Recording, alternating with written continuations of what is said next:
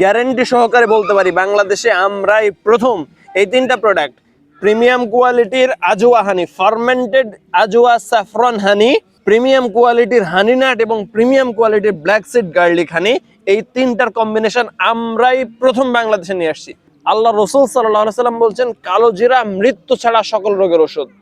আল্লাহ রসুল সাল্লাল্লাহু আলাইহি সাল্লাম বলছেন কেউ যদি প্রতিদিন 7টা আজওয়া খেজুর খায়, ওই দিন বিষধর সাপে যদি তাকে দংশন করে তাও তার শরীরে বিষক্রিয়া কাজ করবে না।